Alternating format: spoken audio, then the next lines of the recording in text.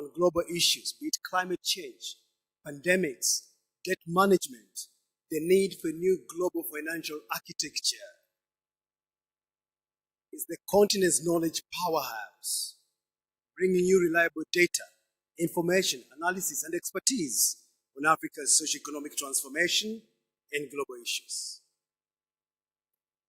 The whole world is eager to know what the economic outlook of this resource-rich continent, the world's youngest in the world, is. And you here in Sharm el-Sheikh will be the first to know. And the only thing perhaps I can tell you about this report, by the way, ladies and gentlemen, without running the risk of breaking the embargo and letting the cat out of the bag, is it's ready. I will be inviting later on the President of the African Development Bank, Dr. Adeshina, to deliver his speech for the launch of the report. And after that, we will dive into the details of that report by the bank's Chief Economist and Vice President for Economic Governance and Knowledge Management, Professor Kevin Chika Urama. But for now, let's have the video. If the journey of 1,000 miles begins with one step, that first step should be a plan, a vision of the way ahead, a look at what is expected to come. Africa's economic journey to prosperity continues today with this new step and fresh outlook. After multiple shocks over the past few years, the economic outlook was not so sunny due to multiple shocks such as the tightening of global financial conditions, disruptions stemming from Russia's invasion of Ukraine, subdued global growth which constrained demand for Africa's exports, as well as the growing impact of extreme weather events and residual effects of COVID-19 pandemic. Rising food and energy import bills, along with high debt service costs, led to increased vulnerabilities and even debt distress in some regions. Changing this cloudy outlook into sunny outcomes will require scaling up of domestic revenue mobilization. Economic diversification and growing regional trade will also help enhance resilience. Africa is endowed with immense potential for green growth, but lags behind other regions in attracting climate finance to tackle a real climate change. What we need is finance. Unfortunately, we have megawatts of talk and zero delivery of financing. To close Africa's climate finance gap by 2030, about $213 billion will have to be mobilized annually from the private sector to complement constrained public resources. Additionally, to meet Africa's sustainable development needs, about $1.3 trillion annually are needed. To accomplish all this, private finance mobilization would have to be increased by 36% per year until 2030. Green growth investment opportunities are abundant and should be leveraged to unlock private sector financing, especially in climate-smart and low-carbon technologies, renewable energy, electric cars, energy-efficient buildings, climate-resilient infrastructure, climate-smart agriculture, and water resource resilience. This year's African Economic Outlook provides a menu of policy options to sustain Africa's recovery, to drive inclusive growth, and tackle the effects of climate change. The global community can and must step up to its pledges and support African countries as they mobilize private financing for green growth. The potential is there. The opportunity is there. Now is the time to make it happen.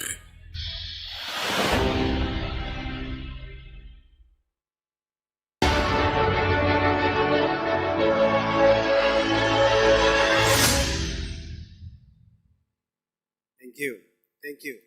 So as Professor prepares to come on stage, I just want to share with you the details of what's going to follow next. It will be a very exciting panel I'll be introducing to you. It's a high-powered panel of government officials. We'll have investors. We'll have bankers, including, listen to this, one who for 2 years was ranked one of the 10 most powerful women in business in the Middle East. Clearly, they mean business. And I don't think you want to miss their take on the African Economic Outlook report, which will also be unveiled once we finish with the presentation by Professor Rama. When Dr. Deshin arrives and delivers his remarks, we will be going into the unveiling of the report and we'll make sure you receive your copy as you leave this place. If I may invite Professor Kevin Chika Urama to the stage for his presentation. Let's give him a round of applause, please, ladies and gentlemen.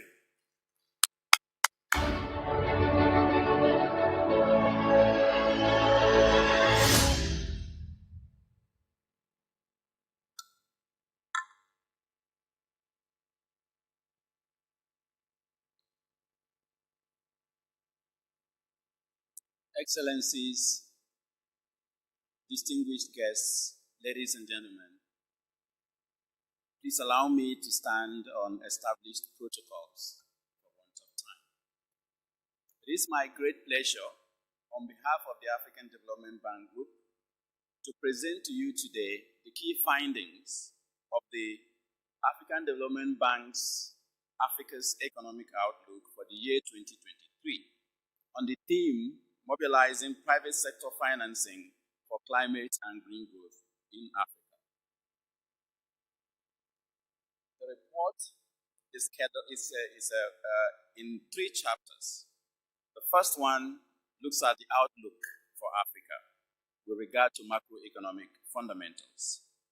The second on how to harness those to mobilize private sector financing to drive climate and green growth in Africa.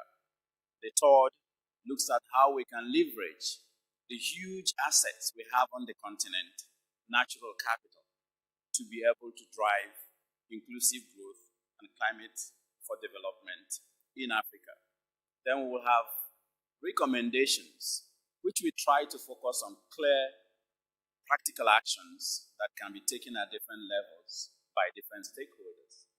I'll get to that. Let us just get into the first chapter of the report. In the first chapter, we look at Africa's economic outlook. As you can see on this slide, the outlook is positive. Despite the confluence of shocks that we have discussed here, the COVID, the climate, and also the conflicts, and also structural changes, issues that remain on Africa's economy in different African regions and countries, the continent grew by 3.8% in 2022. This is higher than the 3.4% of average growth globally. Looking ahead, we see an acceleration of that growth path, with 4% projected at the end of 2023 and 4.3% projected at the end of 2024. And 5 of Africa's fast-growing economies are set to return to the league of the 10 fastest-growing economies in the world. I think Africa needs an applause.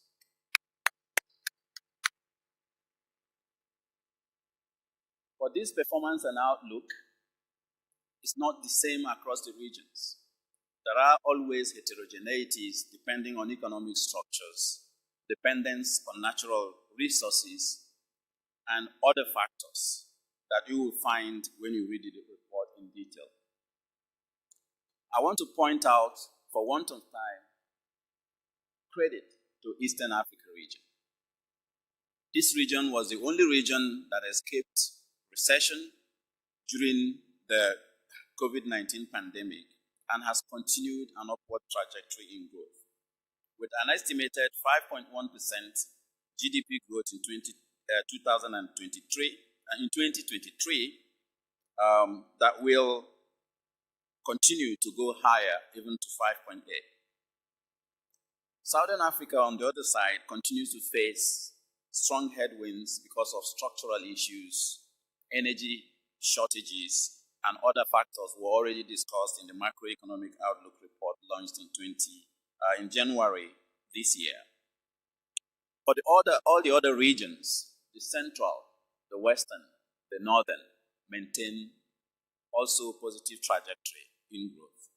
So the resilience of Africa's economies cuts across the regions.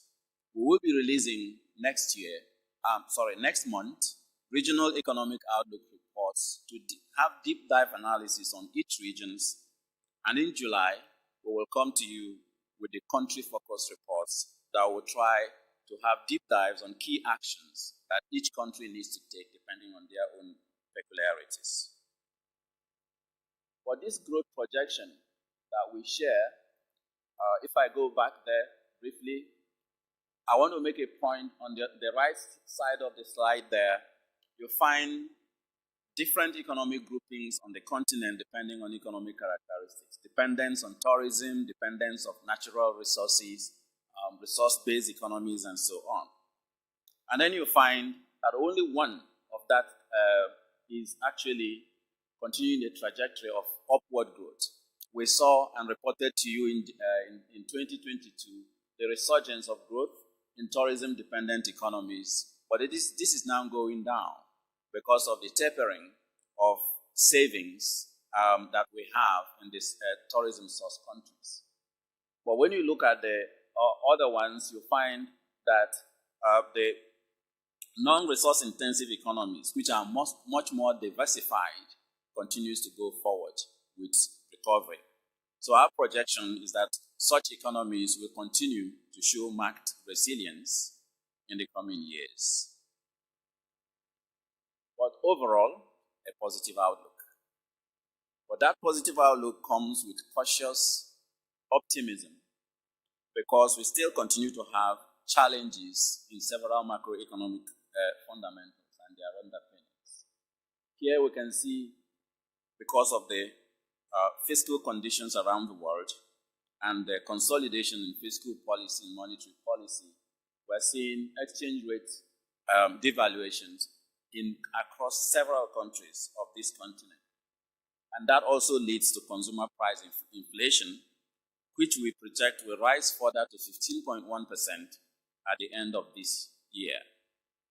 But the good news is that our projections show that it will go back down to below pre-pandemic levels by 2024, if all conditions remain the same. The third one, the second issue we need to raise in the macroeconomic fundamentals is the issue around debt. And we have all been talking about it. Debt vulnerabilities continues to worsen because of rapid exchange rate, depreciation, as I've already talked about, but also high primary deficits. Even though we also expect that this trend will go down in terms of debt to GDP ratio in the medium term, one point I need to make here is the right slide there, where you see that the drivers of public debt, when you do a decomposition, you find that the debt creating flows points to the same issues I've raised. Projected exchange rate depreciation and high primary deficits will have greater cumulative impacts on external debt dynamics in Africa, even more than the historical debt drivers, such as GDP growth. Why I'm stressing this is that we all know where the source of this inflation, the source of exchange rate dynamics in Africa comes from: the strengthening of the dollar and some other external factors, but there are also internal structural factors that different countries need to deal with. So because of this confluence of factors, we find that also the cost of debt service is going up rapidly. And this is raising significant concerns in the financial markets with regard to potential sovereign defaults across countries. The report goes into depth regarding debt because of its importance, but time will not allow me to go deeper to look at that at this time. But if you just look at that figure, you can see that we have risks to watch in Africa's macroeconomy. Subdued growth and softer demand in Africa's export markets continue to be a challenge. Might deepen if Russia's invasion of Ukraine continues. High interest rates, high cost of debt service, also associated with debt distress and potential sovereign defaults, as I've mentioned already. But the physical impacts of climate change is also creating major challenges, as it often washes off hard-earned physical infrastructure and then have to be rebuilt, and that is creating significant challenges with regard to fiscal sustainability on the continent.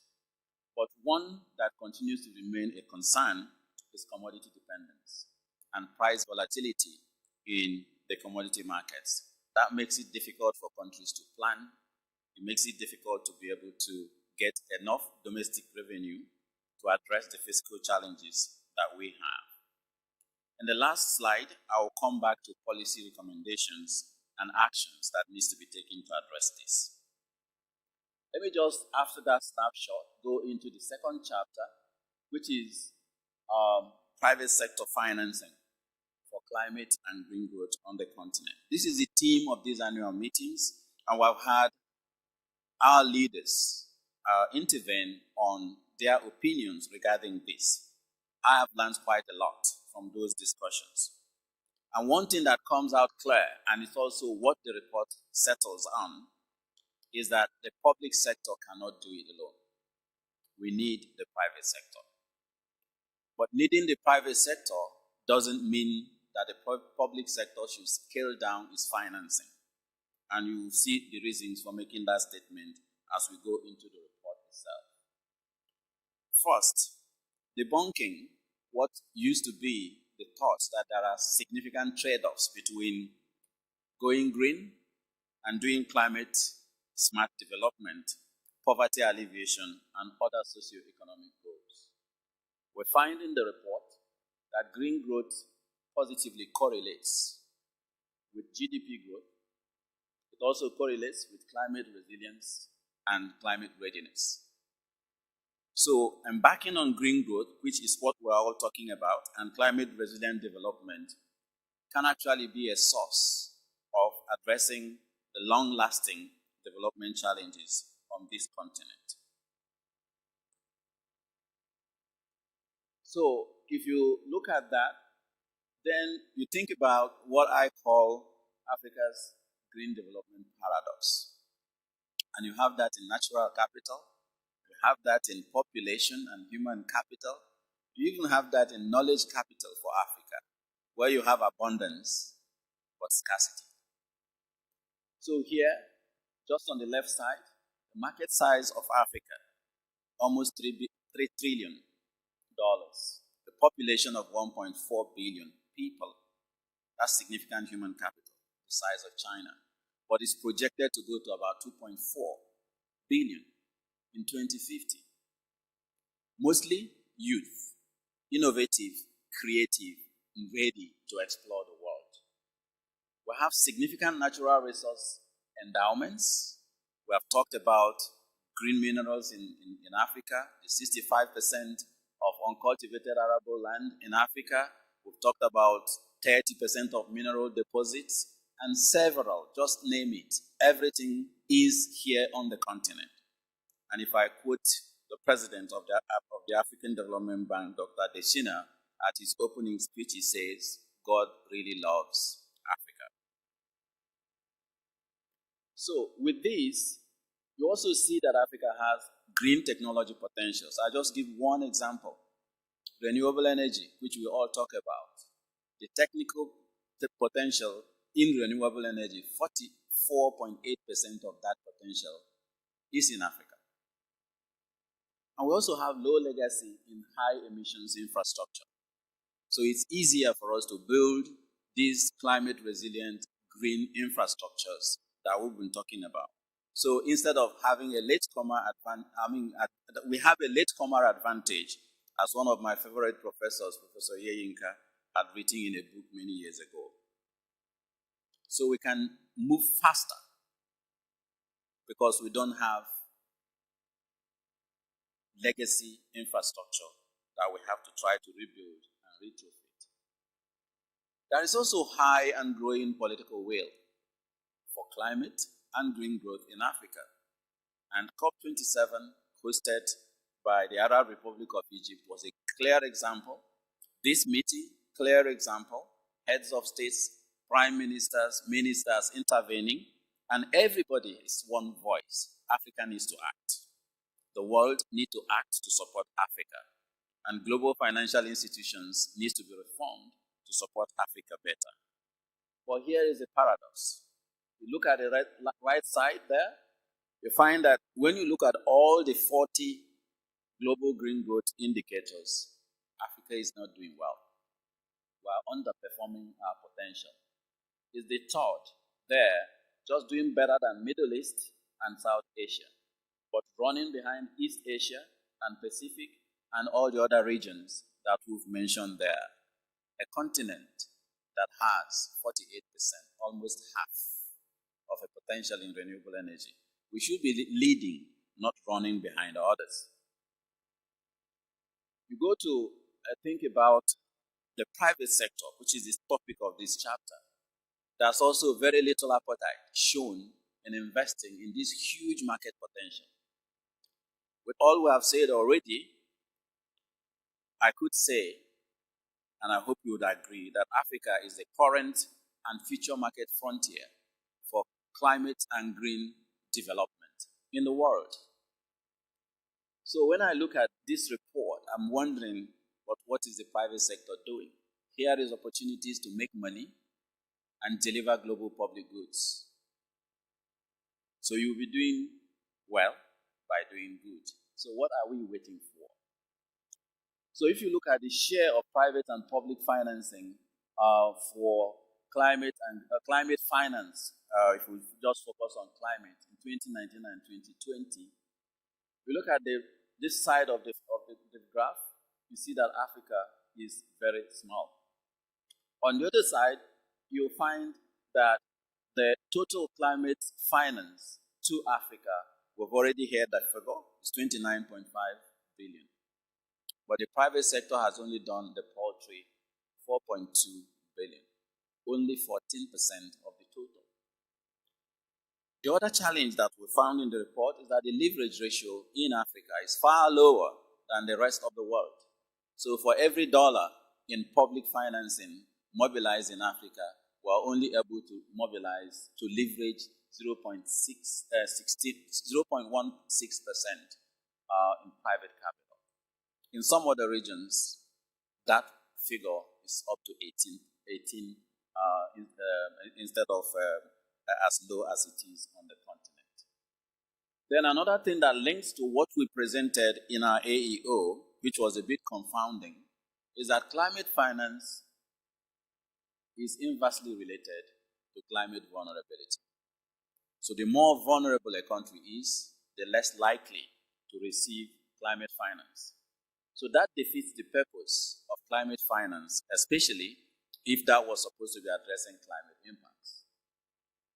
So the size of the need of climate finance on the continent is huge. 2.7 trillion cumulatively from 2020 to 2030. That's about 242.4 billion annually. And if you calculate, if the private sector were to come in and take opportunity, this market share that we're talking about, we have a gap in terms of climate financing needs of $213 billion annually between now and 2030. And that curve there just shows you the growth rate to be able to meet our nationally determined contributions. And a pause there is just to remind us that if Africa doesn't achieve the NDCs, the Paris Agreement will not be achieved. The Sustainable Development Goals will not be achieved. And this was enshrined in the Paris Agreement, recognizing that there are conditional actions which have to be funded through the global public-private finance. What are the sources and the target sectors of that small amount of private sector financing that we've seen? On the right there, you can see the types of instruments that they've used to fund the continent, that 4.2 billion. But then if you look at the right there, something is also jumping out there. Energy sector, which is renewable energy sector, takes almost 74% of the total, leaving a paltry amount for adaptation, loss and damage, and other social needs that are equally important if we have to address climate and green growth challenges on the continent. That again links to the structure of climate finance as we discussed in the AEO 2022 that is biased against adaptation. So for private sector, there are reasons you will find in the report why this is the case, but the bank also is doing a lot of work in adaptation benefit mechanism and other instruments that can help to address some of those bottlenecks so that climate finance can go into the adaptation sectors. Investment opportunities are huge in all the other sectors. Agriculture, up to 1 trillion market in 2030. Energy, about the same size, 1 trillion. ICT, see the growth on ICT, that's only for 2023. And we talk about electric vehicles, which is growing rapidly at 22% growth annually.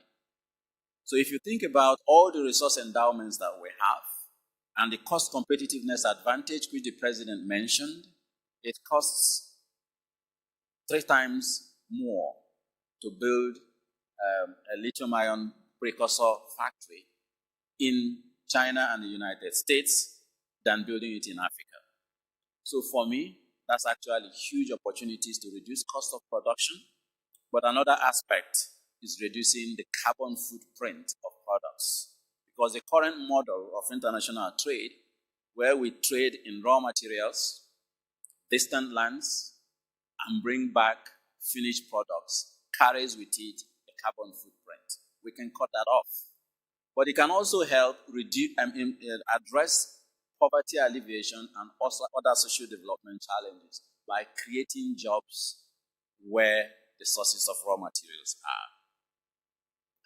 And then, if you move forward, you find that Africa is not fully, in fact, I will not even use the word fully, it's not really leveraging this huge market that we are seeing.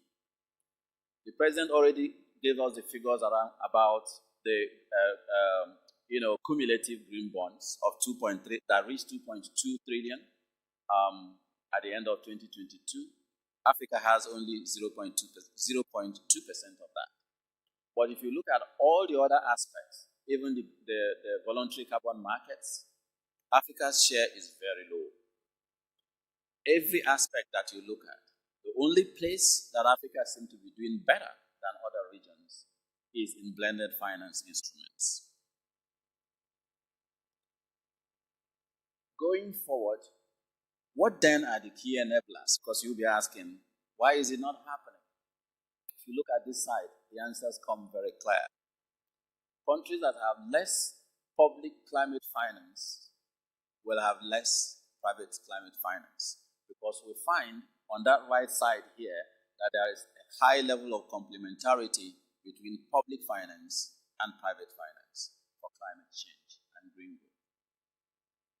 The growth of the country, GNI per capita, the gross national income per capita in countries, the higher it is, the more likely that the private sector will come in. Investment risk profile, the lower it is, the more likely that investors will come in. But we also see climate risk score starting to come in there, and the quality of public infrastructure. Why is this important? Growing green does not substitute building infrastructure for development. It does not substitute other development agendas and development goals because they are all mutually reinforcing. So for me, it's more about inclusive growth where we triangulate the economic, the environmental, and the social goals of growth. And this report and the analysis you will find just supports that. What are the barriers? Why is it not happening? Lack of strategies and implementation effectiveness. Sometimes we have strategies that are not implementable. And We also have the issue of weak regulatory structures and institutions. We have lack of investment-ready project pipelines. Every time you hear this issue about project preparation facilities being needed, but also we have limited access to international markets for some of the reasons that we've already discussed in Chapter 1. Continuing on challenges, on the supply side, limited experience by global public investors and private investors is a major issue. People read in articles about risk in one country and generalize risk in all countries. And that creates a disincentive for investment into African countries that are doing well and have very low risk profiles. That needs to change. We have information asymmetry that is deriving from that limited experience and the way we are making investment decisions based on what we read or see in televisions without really having local knowledge of those countries that we're talking about. And these two leads to the perceived high investment risk in Africa, normally refers to as the investment risk premium on the continent. And credit rating agencies are not out of it because some of those biases feed into credit ratings, and that leads to higher cost of capital, and it leads to a lot of investor flight from the continent. Let me just dwell on that risk profile issue for a short while. The default rates on the continent, this is studies that were done by Moody's Analytics. 14 years of studies. And then in 2020, they repeated it, and they find that Africa's risk of default in infrastructure investment is around 1.9. Compare that to 12.4 in Eastern Europe, and North America, 6.6. So countries that are not defaulting are not receiving financing. It's really difficult for me to understand. But if you look there, that low default rates and poor investment sometimes is not based on actual experience on those countries. And a study by UNDP shows that if the risk ratings of Africa were done properly and not based on biased information, Africa could save up to 74.5 billion. That's a huge amount of savings. Then we go to Chapter 3, Natural Capital for Green Growth in Africa. This one I'll be very quick because we all know about that. Here on the left side is the natural capital resource endowment on the continent by type, both renewable and non-renewable. When you get the report, you get the details. But let's look at the right side there, valued at $6.2 trillion in 2018. But the important thing here is to see that even that natural capital per capita is declining from about $4,000 to up to about 2.8 thousand, 2,800 and something US dollars. So continued dependence on natural capital in terms of without adding value is not a good development strategy. I've already talked about the energy potential, and on the map, that side we disaggregate the potentials by regions. Please, I'll call on you to read the report to get more details regarding this. Now, but there are ample opportunities on the continent to actually leverage resources from several global conventions and agreements that has been reached already. But as the president had mentioned, these global conventions often are megawatts of talk sometimes, but not megawatts of action. So if we can are serious as a global community and turn those conventions on biodiversity, on climate, and so many other conventions, you'll find them in the report. This is what you will be able to see, including potential financial flows under the Glasgow National Development NDCs and so on. Please, I'm not going to go into detail because of time. And Africa has huge natural resource endowments that provide huge opportunities for investments. Again, to do good and do well.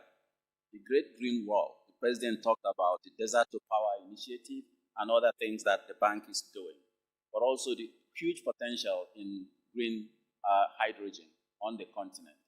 Every aspect you look, there are huge opportunities for investment.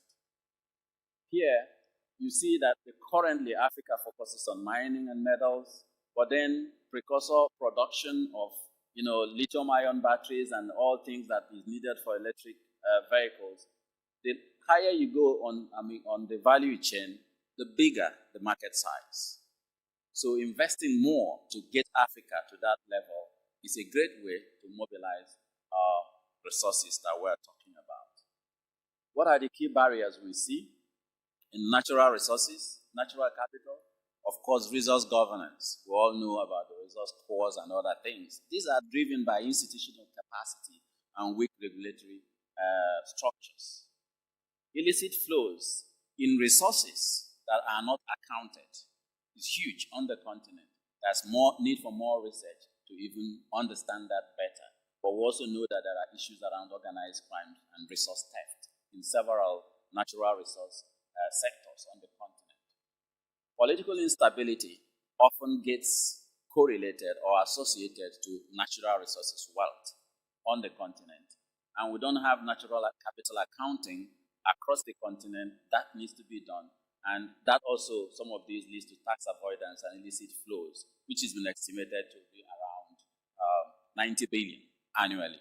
So that if we save that, we are mobilizing already huge resources. In recommendations, we focused on what national governments need to do, because all too often we talk about what others need to do for us. But there are several issues. As you can see, this is the busiest slide with regards to policy recommendations. I won't go through all of them because of time. Anti-inflationary monetary policy is key. Please look at the report and you see the specific instruments and how to use them. Coordinated debt treatment, the president has already talked about it. But we need appropriate fiscal reforms and incentives to encourage the private sector to come in.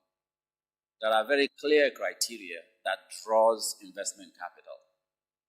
We need to do that. Talking about it will not bring the private sector because they will always focus on the bottom line. Developing long-term strategies that are clear and well-costed and implementation roadmaps is needed. And all these other things that are there, I will just not go through all of them, including deepening the capital markets and also domestic revenue mobilization. And then project preparation facilities at both national and regional levels. For the MDBs, the president already talked about two key issues that the MDBs needs to do. Let me just try to unpack them a little bit. MDBs need to align operations with the Bridge Time Initiative. We also need to expand concessional financing and grants for capacity building, even for project preparation and other aspects of development, because those will not be invested in easily by the private sector. We need to provide more risk agnostic and catalytic capital. We've talked about risk guarantees. That need to actually look at how to do that more and more so that we can use that to leverage private sector capital coming into this sector for the continent. But on the whole, there's need to revisit the risk appetite of MDBs and DFIs. Because the model we have currently, you've seen, is actually capital seems to go in reverse, not going to the places of need because of a lot of the reasons we've already raised in the AEO 2022. Profitability targets is also an issue. We need to think about that and how to deal with it, being development institutions, not profiteering institutions. But we need to scale the use of innovative financing.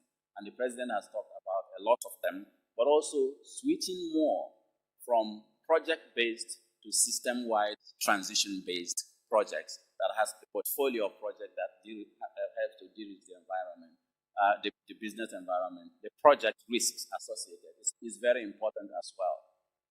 Private sector rating agencies and international community, their own recommendations for me were very much more straightforward. The three needs to exercise market leadership and stewardship. We cannot be talking about global public goods and the need to save the global commons and acting differently. That is a moral responsibility that we all need to do. Credit rating agencies need to review their methodologies and broaden their rating frameworks so that it becomes fairer and seen as fairer. In Africa, the discussions and calls for having an African rating agency is something that's already ongoing, and that seems to be in a good direction because that can help to provide data and engage with international rating agencies to help improve the knowledge about African markets and potentials. For developed countries, just one recommendation: honor commitments.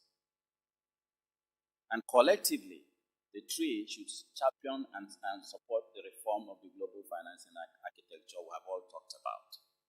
In conclusion, I end in the 5 points that the President has raised in the opening speech. Establish your national development green growth plans and strategies. Be clear.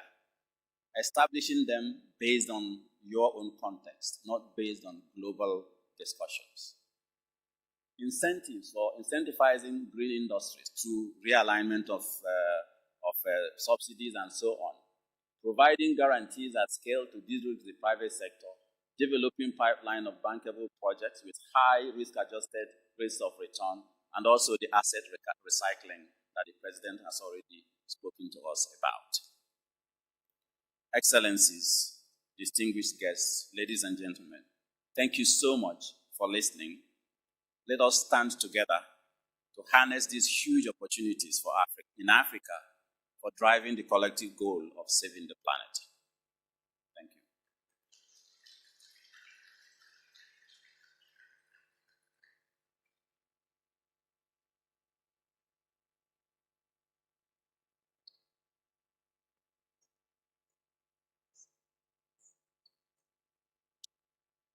Thank you very much, Professor Kevin Chikaurama, Chief Economist and the bank's Vice President for Economic Governance and Knowledge Management. Let's give him a round of applause, please.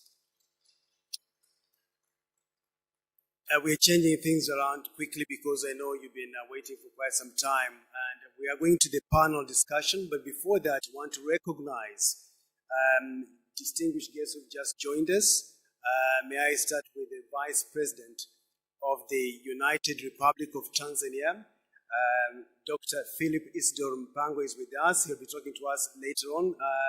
Vice President, just wave from where you are and people can know you're around. And then we've got the former Dean of the Executive Board of the bank. That was Dean Lekete Makoshi. Where are you? There you are. Let's give a round of applause. This is a show of solidarity. Thank you. May I invite to the stage panelists? We are going now to start our discussion, and then later on we'll do the unveiling. May I invite to the stage the Right Honorable Andrew Mitchell from the United Kingdom. Please, a round of applause for Right Honorable Andrew Mitchell. He is the Minister of State for Development and Africa for the United Kingdom. May I invite to the stage Christoph Boris, Deputy Director of Multilateral Financial Affairs and Treasury Development.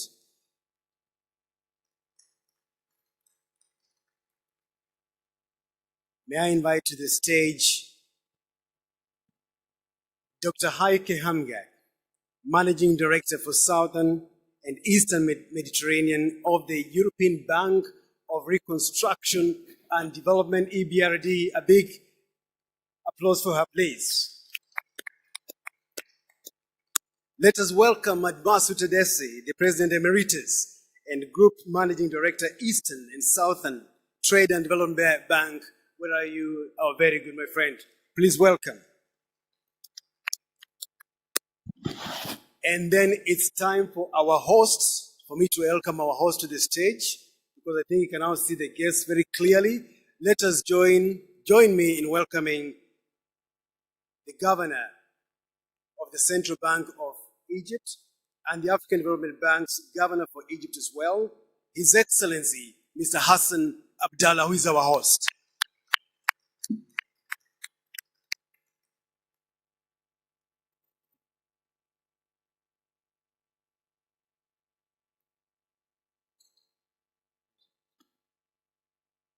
Thank you all for getting time to be on this panel. And I know you are all pressed for time. We're going to move pretty quickly, and I'll be counting, of course, on your remarks being succinct. I know, Right Honorable Andrew Mitchell, you've got to catch a flight at some point, so I will start with you. Listening to the presentation by Professor Rama about the economic performance and outlook of Africa, there must be things going on through your mind. What did you pick out? Well, above all, the issue today is how we bear down in a very difficult period for the international system, how we find the money to combat climate change, and how we focus on the SDGs, which of course we're halfway through the period to 2030 and we're way off course in what we do. And one of the things I was thinking about when he was speaking was the fact that the Africa Bank is showing the way, particularly on how we tackle the need for far more money. The challenge is to turn billions into trillions, and I see Mia Motley's Bridgetown agenda at the heart of how you do that. And what I'm particularly impressed by with the Africa Bank is the way that the Africa Bank is inventing and discovering and working up a whole series of different ways of increasing that funding. So Britain is helping. We have provided these guarantees, which mean that the bank can lend far more. And when I was at the World Bank too, I felt that we've got within the multilateral system, within the multilateral banks, an extraordinary array of talent. And we need to harness that to achieve the tasks that Mia Motley and others have set us. So to me, it is the leadership that the Africa Bank is showing, not just in terms of the work that's being done in Africa, which the President and others have ventilated so well today, but it's also in the inventiveness, the financial engineering that is coming out of the bank as we tackle these problems together. Thank you for that, Right Honorable Mitchell. And just closer to me, let me come home here to Christoph Boris. Christoph, I've got to put to you, just looking at what was presented here, this is Africa. What did you pick out? This is the best subject. I'll switch to French pour apporter un peu de francophonie. So that we may have actually a French-speaking touch in our proceedings.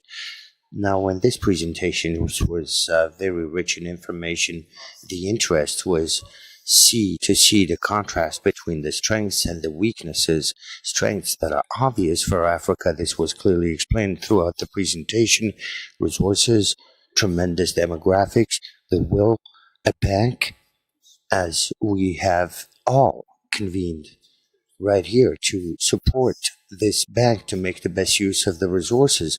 This is a strong ship, but that sails against the wind. This is what I keep. There is soundness. We have charted a clear course. However, we are facing these strong headwinds that are generated by a situation that is provoked outside Africa with geopolitical events that bear issues with this imported inflation that causes tremendous damage, but also, of course, a challenge that is closely related to what is taking place right here in Africa. That is why the bank, as this were clearly stated in many contributions, a bank that has provided a lot of theory in terms of assistance and help to Africa, whereby Africa can play a role, because anything that will cement Africa from within using its own devices will help to steadfastly resist to this uneasy context. Thank you. Boris, let me now go to our host, Governor Abdallah. This report is about the African continent, and of course the world is looking in to see how our economies are performing, to look at the risks, they will look at opportunities. And you heard from Professor Rama a whole list of opportunities. There are risks, yes, but he made very good recommendations. What did you take away, sir? Thank you very much. I would first like to commend the report and its conclusions. The literature is very good. And I would like to go to the core, if I may. Why do we need private sector? I don't see we need private sector. Let me just move the microphone. Yes. When did they lose me? From the beginning? Yes. So let me first commend the report. It's been very comprehensive and the conclusions are very telling. However, I would like to address the issue from a more practical angle. We need the private sector not only for the funding, of course. We've all seen in all countries that the management of the private sector is way more efficient, at least on the long run. That's a fact. And the other side of it is the opportunities. Are there opportunities? Yes, according to the literature, there are trillions of dollars of opportunities. Third issue, is Africa well positioned? Yes, Africa is very well positioned with opportunities, and not only opportunities, with a competitive edge of the resources, of the human capital, and more important, which is just bluntly that top-bottom approach makes it easier to approach. So it boils down to the private sector. How can they, I mean, this is a question that we all know the answer to. Yourselves, your good selves, the audience, what motivates them is only one thing. This is not CSR business. No matter how long we talk to them, the angle, and even this is a wrong angle, that we should make sure that the return on equity given to these private sector warrants this risk, and even more than warrants this risk by a premium for the innovation and because it's something new. Now, how can this be done? The MDBs play a crucial role in this. They have already, and thanks to all of them, they've already increased the awareness a lot. Then comes, we need to have financing norms, and these have been part of it in the report. Those financing issues, whether it is guarantees, whether it's sub-debt, whether it's hybrid debt, whether it's concessional financing, all this long-term offtakes, all this have to be packaged and ready so that the return on equity warrants. We never told the private sector go do food chains. So the issue and the angle that I want to put is that our focus should be on mitigating these risks and practically coming up with packages that would be implementable in different countries or in different continents, and those packages would allow proper financing and proper return on equity. Just one thing I want to highlight prior to finalizing my word, which is there is an issue that has not been addressed in the report yet. I haven't seen the whole report, but I would like to highlight to the audience, and I would like AFDB, if possible, to do research. Usually in Africa, when we do long-term offtakes, we do it in foreign currency. And this provides a hindrance both for the private sector and the public sector. And addressing this issue is key to a lot of the financing and a lot of the impediments providing the long-term financing. Thank you very much.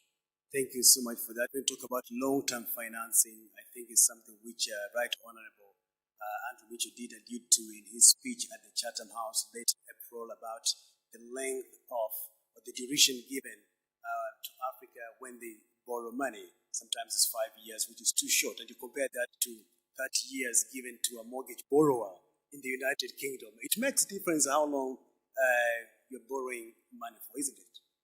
Andrew Mitchell. So the point I was making was that we appear to be able to save a bank in California in 3 days.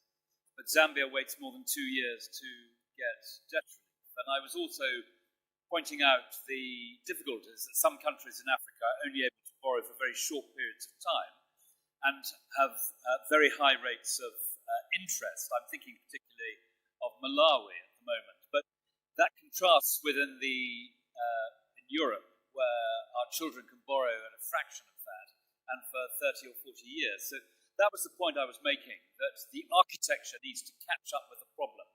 And I think there are signs that we're moving in the right direction. But the point I was making at the beginning is I think a lot of the thinking on this is coming out of the partnerships which the Africa Bank has assembled. And we need to drive that agenda forward as fast as we can. Thank you so much for that. Let me now go to the far end. And Dr. Heike Hamgat, from the European Bank for Reconstruction and Development, you are making inroads into Africa. You've launched in Africa. You're based in Egypt. And I'm sure you're looking further south. But just first of all, the African Development Bank has just given you, free of charge, a very good report to rely on. What do you make of it? No, I think first of all, I'm super happy to see this enormous depth of analytics in this report. But actually what triggered my interest most was the combination of what is needed is innovation, scale, and the right risk mitigants. And as a banker, I thought these are exactly the sort of three words I like. And what I heard also now from, of course, the governor of the Egyptian central bank is what we need to do is get this mix of innovation, risk return, and scalability right to really attract the private sector at scale. And yes, I've been only in North Africa active as for the EBRD, but we are looking south. But if I give an example from Egypt, if you look at Benban, at the time it was Africa's largest solar park, it really brought exactly these elements together. Innovation, the right risk return for the private and the public investor, and scalability for a large solar farm. And I think we can talk about this in a bit of time, but I think one of the slides I really looked at and thought, look at the enormous potential of the next phase of green technology, and that was look at the potential that this continent has on green hydrogen. There was this slide where you could really see the enormous potential, and there again, it's an opportunity together with all the partners and on the leadership of the African Development Bank to look at how can all these things come together for harvesting this new potential of green energy that will be also the future for decarbonization, not this continent, but actually the world. And those opportunities and potential run into trillions of dollars, as we saw. Let me come to your neighbor here at Masu Tedase from the Trade and Development Bank. The report, as you saw, does it tally with your own assessment of Africa's economic performance? Well, it certainly does, but what it highlights, I think, in a very welcome way is the resilience that we keep talking about in the African context. Despite multiplicity of shocks, we're still able to generate real GDP growth that is above the global average without having all the stimuluses and all these amazing safety nets that you see the rest of the world enjoying. So I think resilience has been highlighted very nicely, but what I also found very interesting is the scope to leverage natural capital. And for this report to be highlighting that in Sharm el-Sheikh, where COP27 took place, I think is very timely, because we often talk in international development finance circles about leveraging the private sector. We talk about leveraging many things. I don't think I've heard the phrase leveraging natural capital in the same way the report has made out today. So I applaud the ADB for that. Yeah, and that is one of the recommendations that Professor Rama left us with. Later on, I'll be coming to you and Dr. Hamgat for a bit of a ding-dong there. We promised each other on that one. But let me just come back to Right Honorable Andrew Mitchell. Towards the end of April, while delivering a speech at the Chatham House in London, you said this: today, we commit to persuading more of our fellow citizens that international development is core to our own national interests as well as the right thing to do. How exactly did you persuade them? Well, it's a very interesting, though somewhat United Kingdom-centric debate, but we have in the United Kingdom a sort of 50-50 view. 50% of the population believe that money should be spent on their schools and their hospitals and so forth first, and are less willing to see us spend money on international development, and 50% of the population think to a greater or lesser extent that this is an extremely good spend, that it's the right thing to do, and to a lesser extent they appreciate that it's in our national interest. And the point I was making in that speech at Chatham House was that we need in Britain to move the dial. People like me need to try and win an argument we haven't yet won, that moves the dial to 70% of people supporting strongly international development and only 30% against. And that, it has gone up in the past, it's gone down a bit, and my job, and also the job of the new structure inside the Foreign Office in Britain, is to drive it up within 10 years to 70-30, and that's what we're intent on doing. And given that in the past Britain has put its shoulder to the wheel and done a lot of the leadership on international development, that's an accolade I want to win back. But I think that in order for Britain to really help and do what is required, I think it needs to move our domestic population to a better place as well. And so that's what I was talking about. And I think we have a very clear plan now to how to build that support. And with that support, of course, comes the better position on funding and so forth, which we all want to see. Yeah, and I don't want to lose this opportunity. I've got to ask you about the Africa-UK summit you're planning for next year. Yes, it goes to the points that some of my fellow panelists have been making about the private sector. In Britain, we massively reformed what used to be called CDC and is now called BII. And it's the British international investment arm. And it's investing billions of pounds across Africa. It's probably true to say that its investments, directly and indirectly, employ something like 1 million people. And they've paid over the last 5 years something like $10 billion of tax. Now, we want to make sure through this UK-Africa Investment Summit, which will be chaired by our Prime Minister next April, that we do everything we can to boost trade, investment and jobs throughout Africa, and that we boost trade with our own country, from our own country, driving up living standards. And that's why the Prime Minister has invited African leaders and businessmen to come to, and women to come to Britain next April. And the last time we did this, billions of dollars of investment flowed from it, a huge number of deals across Africa, and a very large number of jobs were generated. So that's the aim next April. And thank you very much for giving me the opportunity of mentioning it today. Yes, and I know that is in April next year, but before that, we've got another summit in Paris. I think, Christophe, you're going to have there a summit for a new global financial pact. What does that mean? Well, what that means is that it's going to change the logic. What President Macron wanted to present when he launched the idea of this summit is to go beyond certain futile oppositions which make us lose time and opportunities. The opposition between development and global commodities, for example, and opposition, as Minister Mitchell said, between what is good for the population in some countries and what's good in other countries. And in fact, COVID has shown us that a pandemic could affect everybody, and climate is the same.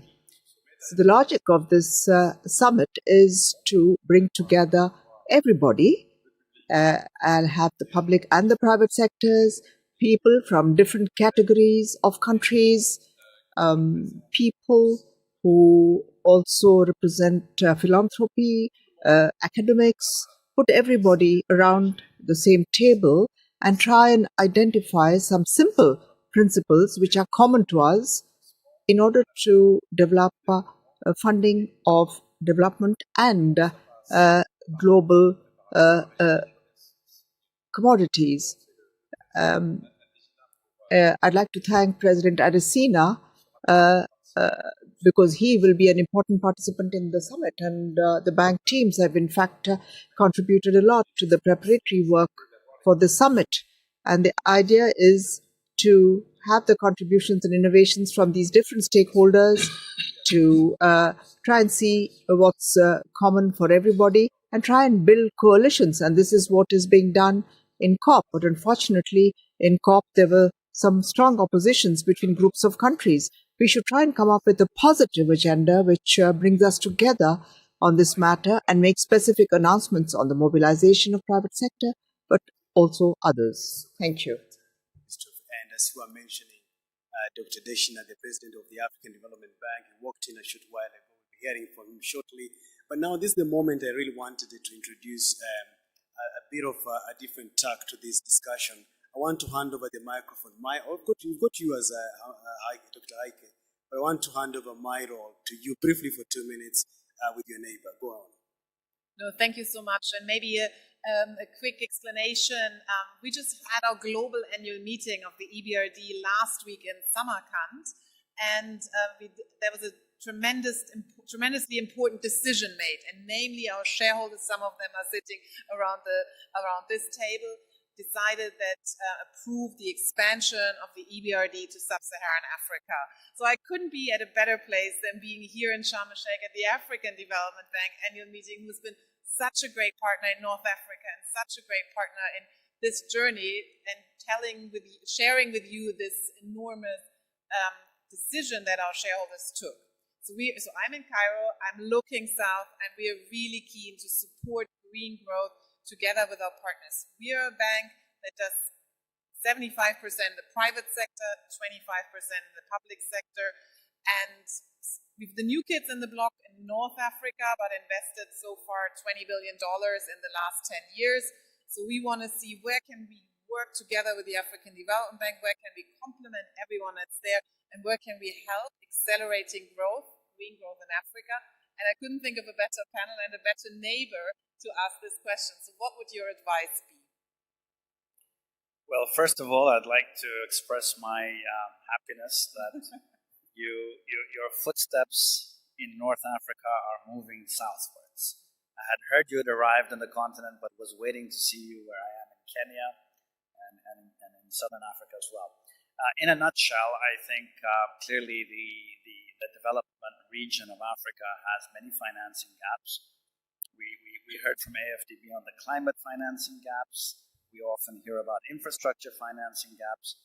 For those that haven't heard the numbers in the trade finance space, it's over $100 billion per annum. And I know that's one of the things that the EBRD can do quite easily, among other things, of course, such as longer-term financing. And here I think there's a huge opportunity for you to come in and very quickly step into that segment of the financing landscape and provide much needed support to banks and financial institutions who really need credit enhancement in order to issue letters of credit and trade with the rest of the world. We do a great deal of that as TDB, and I must say, in case you're curious as to whether it's feasible or not, you can ask PII, who the Honorable Mitchell had mentioned was active in Africa. They've worked very closely with us in providing risk participations and guaranteeing trade between Africa and the rest of the world, but also between African countries as part of the AFCFTA. So I would warmly welcome you into that space. The British have done it and they've not suffered, and I promise you will not either. Thank you so much. Okay, so you see, you are in good company. Excellent. And just to tell the audience, when I introduced Dr. Heike, I said she was selected amongst the top 10 most powerful women in business in the Middle East for 2 consecutive years, 2020 and 2021. So a big round of applause to her, please. So as we wrap this up, because I know we are all pressed for time, let me come to our host, Governor Abdallah. Early this year, your government announced the privatization of 32 state-owned enterprises worth $40 billion. What does this say about the government's commitment towards the private sector growth in this country? Well, thank you for the question. Of course, that doesn't fall under the domain of the central bank, but I'm more than happy to entertain it as an Egyptian citizen, because I believe there is a lot of issues that should be clear. Egypt has always been pro-private sector. The private sector has always been strong, with the ratios going at sometimes up to 70 and 80% of GDP. Then we had some incidents in 2011 which have resulted in the private sector being reluctant to put extra investments in the country. Needed a lot of investments. That made a shift for the last years. What I'm confident of now is it's not only about the 32 companies. There is a whole very focused program, and I believe that the market will be pleasantly surprised by the pace and, more important, the process from now on. So I understand from my coordination with the government that they are working strongly and diligently in order to have a transparent, clear process and to have the private sector being more than welcome into the country. Thank you. And I think your message is cut across loud and clear. Ladies and gentlemen, I know we are pressed for time. Let's give a round of applause to our panel, beginning with Dr. Hamget, Admasu Tedese from Trade and Development Bank, our governor, our host, Governor Abdallah, Right Honorable Andrew Mitchell from the United Kingdom, and Christopher Boris from France. A big round of applause for them as well. Okay, so this is what we're going to do. I'm going to ask my guests to go back and take their seats, and I will go back to the podium to welcome the President of the African Development Bank Group, Dr. Akiumi Adeshina, to deliver his speech. Thank you, but I will let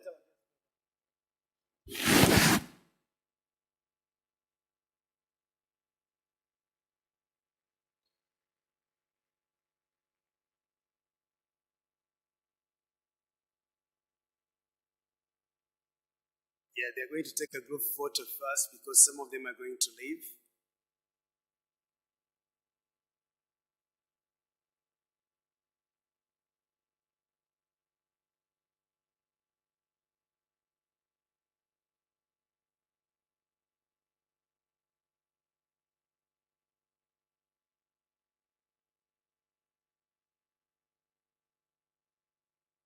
All right, thank you so much, photographers. Thank you for that. Okay, let me invite Dr. Adeshina come here, Mr. President.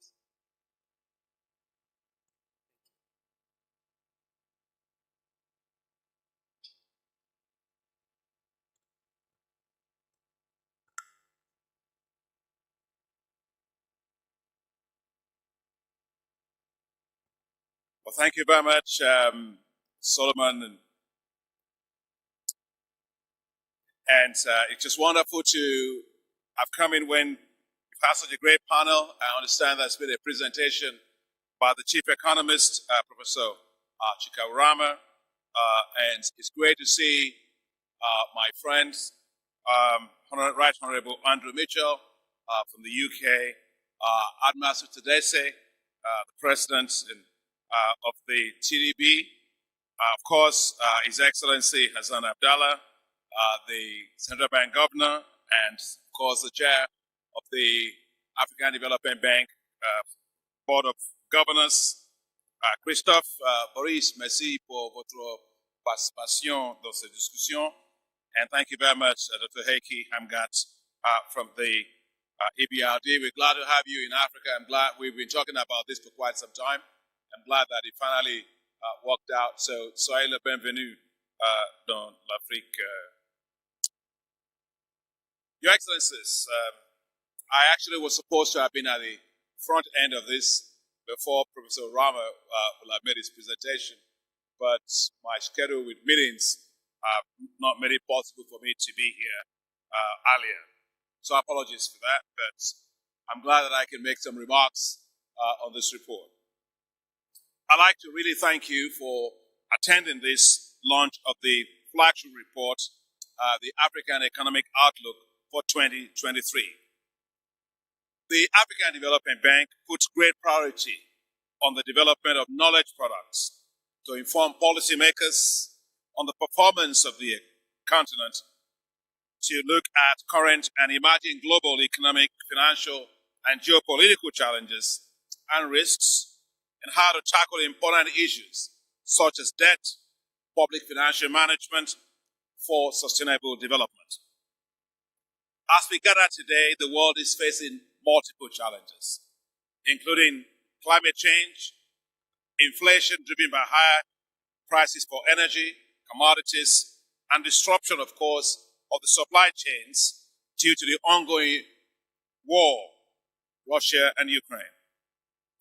And the tightening of the monetary policies in the United States and Europe has led to rising interest rates that are compounding debt service payments for African countries. The report, I'm sure, as Professor Rama must have mentioned, shows that in the face of these challenges, African economies have demonstrated remarkable resilience.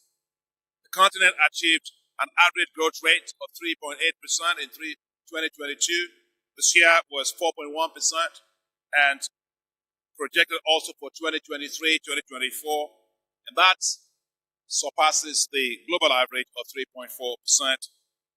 But although I want to say that while that is great, and we are able to keep our head above water. We all agree that poverty is still very high in Africa, and I think Africa needs to be growing at double digits to be able to have the kind of transformation that we have. But nonetheless, it's very good in very tough times to see that we are quite resilient and able to post these kind of growth rates. Of course, I'm sure that you will have listened to Professor Urama that the growth that we are talking about was fairly heterogeneous. Heterogeneous because if you look at the tourism focused countries, they actually suffered a decline in growth because, an increase rather, in growth because of early recovery in the migrant countries that normally will do a lot of tourism. The oil exporting countries suffered negative, a declining growth because of they experienced a boost in growth rather because the global oil prices remained high. And the resource-intensive countries suffered a deceleration in growth because of their lack of diversification and the lower prices of commodities, especially minerals, because of the weakening global growth. And the non-resource-intensive countries, where they had a lot more diversification, experienced higher growth. And there's a big lesson there. They need to diversify economies and also focus on regional trade, especially the Africa continental free trade area, to reduce this kind of volatilities. So it's clear that African countries are moving in the right direction. I was particularly pleased to see in this report that 5 out of the 6 pre-pandemic top-performing countries are said to be back in the league of the world's 10 fastest growing economies for 2023 and 2024. The external financial inflows to Africa, including foreign direct and portfolio investment, official development assistance, and remittances, have rebounded to approximately 20%, reaching $206 billion, or about 7.5% increase of GDP in 2021. This is up from roughly $180 billion, or 7.4% of GDP in 2020 during the COVID-19 pandemic. However, all countries, whether they are growing or whether they are declining in terms of their growth rates, all face compounding challenges, and that arises from high inflation globally, the contractionary monetary policies in developed economies, especially the US and the EU, that have led to rising interest rates that are causing rapid increases in debt service costs, with a stronger dollar leading to devaluation of currencies, driving up imported inflation, and of course, capital flight of portfolio investors. The report shows that 25 countries are either in high risk or in debt distress. They saw the highest increase in debt service payments. So, of course, the longer the monetary policy of raising interest rates, the higher the debt vulnerabilities of countries that I have just mentioned. And this is especially critical as the debt service payments due for Africa in 2023-2025 will rise from $22 billion to $26 billion, which will lead, in fact, to more debt distress. So also challenging is a high level of domestic debt that needs to be restructured. Short tenor of this debt, as well as high coupon rates they incur, further complicates debt vulnerabilities of many countries. It is clear from this report that even as we think about the restructuring of the external debt in Africa, we have to certainly look at domestic debt restructuring as equally important. As African central banks also raise interest rates, the weakened demand for financial services could increase the risk to financial stability unless banks are supported with capital and liquidity buffers. The rising global interest rates have had negative effects on portfolio investments in Africa, with an outflow of portfolio investments increasing from $8.1 billion in 2020 to roughly $28 billion in 2021. However, remittances from the report we saw, the analysis shows remittances continue to help to boost recovery, as this increased across several countries due to better than expected economic recovery in the migrant destination countries. In fact, the remittances increased from $84 billion in 2020 to roughly $96 billion in 2021. I think this is particularly instructive to pay attention to, as the war in Ukraine has led to a shrinking of the net official development assistance to Africa. The net ODA to Africa declined by 7.4% in real terms, from $37 billion in 2021 to $34 billion. And I must say that's the lowest in the past 12 years. So that calls for greater effort by Africa to mobilize more domestic resources. Also, it is critical to ensure that we have a better coordinated and more efficient debt treatment between official and private creditors, and ensure that the G20 common framework works for African countries. Other policy recommendations include industrial policies that can accelerate the diversification of African economies and the expansion of regional trade to lower exposure to global volatilities. The report went extensively into climate change and climate finance. And sticking out is the fact that Africa is being shortchanged by climate finance. The continent would need between $235 to $250 billion annually through 2030 to meet investments under the nationally determined contributions. And yet Africa gets only $30 billion in terms of climate finance. Of particular concern, which is linked to the purpose of this annual meeting, the focus of this annual meeting on private sector financing, is that public sector finance is 6 times that of private finance. Private flows of climate finance into Africa is actually the lowest in the world. So the Africa's private financing gap is estimated by this report to reach $213 billion annually through 2030. So there's a lot of work to do, and private sector financing for climate will need to rise by at least 36% annually through that period. This explains, as I said, why we chose this particular issue at this annual meeting as our main focus. The report recommends several ways to attract private climate financing, including green bonds, debt for nature swaps, green banks, blended finance, and carbon markets. Africa needs to do a lot more to attract a significantly higher share of the green bonds, when we're talking green bonds, because we only account for 0.2% of the $2.2 trillion of green bonds issued cumulatively up through 2022. The report also shows clearly that Africa can accelerate its development by optimizing its natural capital. And Tadesse was just talking about that at the panel. And that natural capital is estimated at $6.2 trillion. However, the continent is not getting the best out of its natural resources because of poor valuation, degradation, illicit capital flows, and losses of its royalties and taxes. Expanding private sector participation in green growth will require several policy interventions, including strengthening the capacities to develop long-term strategies on green growth.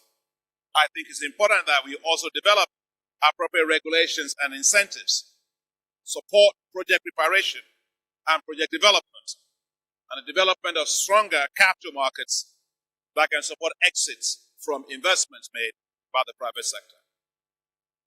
It will also require some tough choices, in particular for the fossil fuel subsidies that needs to be eliminated. In most cases, they are quite inefficient, they are too expensive, and they benefit the rich, not the poor. And the same amount of money countries are using to subsidize, then they go back to the market and borrow a lot to do that. So we do need to have this issue critically looked at. The greater use of blended finance can help. Deployment of de-risking facilities needs to be done at scale, And we need the development of platforms that can allow private sector to invest in a portfolio of green projects as opposed to individual projects, to allow them to diversify and to manage their risks. So there are just so many insights and policy recommendations in this report. I encourage that you actually get a copy of it to read through it. I'm sure that you will find this report to be both insightful, action-oriented, and very useful as we look for ways to substantially raise private capital for financing climate and green growth in Africa. Let me now thank the Vice President and Chief Economist of the bank, Professor Ken Urama, your team, and all the collaborating teams that you have within the bank and also outside the bank that helped for this production of this report, which I consider an excellent report. So therefore, Mr. Vice President, great job. Congratulations to you and your team. It is now my great pleasure, instead of calling you to actually make the presentation of the report, to come on stage so we can formally actually launch the report. Thank you very much and welcome to this event.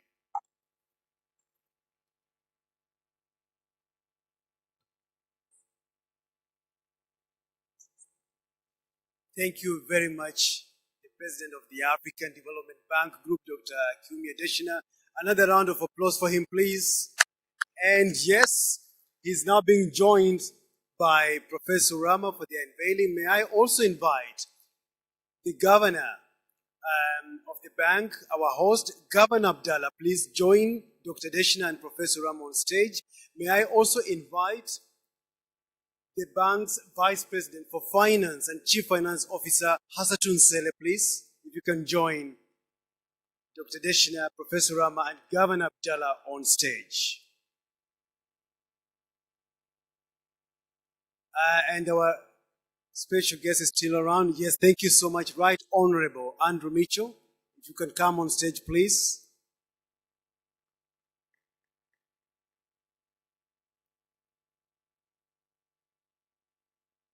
Thank you. So they are going to be handed the report. We have got some copies of the report. Yeah, there you go. So photographers, if you can take that one first, and then we'll bring in the report. If you can have one more report, please, that would be very good. Okay, let's now hand over. It's now time, ladies and gentlemen, to unveil the 2023 African Economic Outlook report from the African Development Bank Group.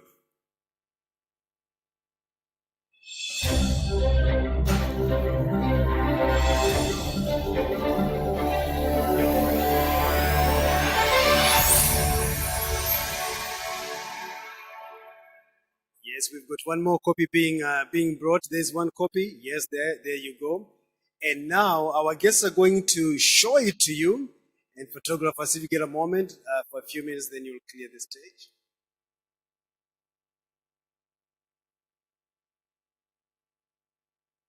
Thank you. So the report has now been officially unveiled, and you're all going to get a copy as you leave this venue. You'll get a copy. And may I thank our guests, the President of the African Development Bank, Dr. Adesina, Right Honorable Andrew Mitchell, Governor Abdallah, Vice President Hassatun Zele, and Vice President Professor Urama. If you can take your seats, please, that'd be very good. That's what partnership is about. When you can have that face-to-face, eyeball to eyeball, close-up look. That's what partnerships and friendships are all about. Thank you so much. Let's give them a round of applause, please. So as they take their seats, I would like to thank you all for your time. I know you're all got other businesses, but there's another event happening in here, and that is the Innovating Financing Instruments to Crowding Private Climate Investment in Africa. I would like to invite on stage my namesake. He's a Vice President, Vice President Solomon Quaino. Please join me on the stage. I want to hand over the microphone to you now for the next session. But I'm told that's not going to happen now. In the meantime, if anybody has lost their mobile phone, we've got a black and white silver mobile phone right where I'm sitting. If you've lost your phone, please, can you see me briefly? If not, we'll hand it over to security. Thank you so much, ladies and gentlemen, for coming. Thank you.